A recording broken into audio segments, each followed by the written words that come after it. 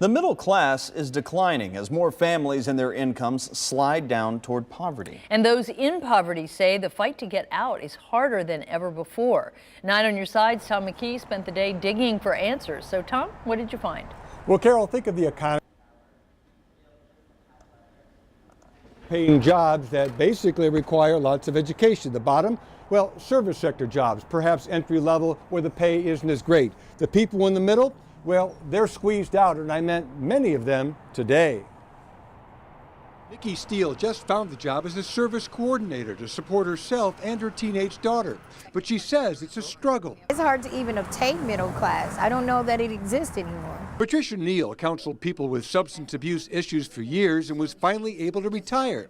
However, that ended as bills piled up. We have 3 generations, my 92-year-old mother, me, and my daughter, living in this home to maintain it and keep in that middle class status.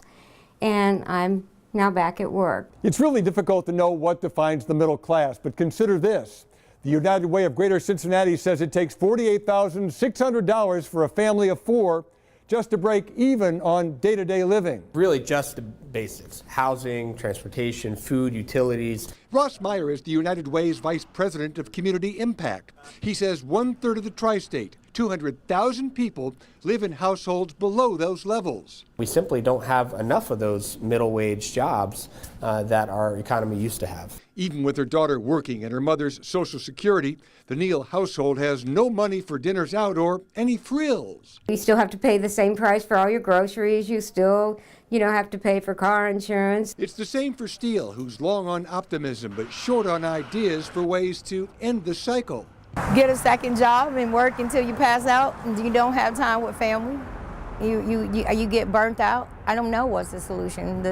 We have to change policies and systems. Now, Cincinnati has a poverty task force that's hard at work right now on solutions, but the people I spoke with today say it's going to take more efforts at the state and federal level to improve things, create more jobs, and allow them to climb that ladder back toward the middle class.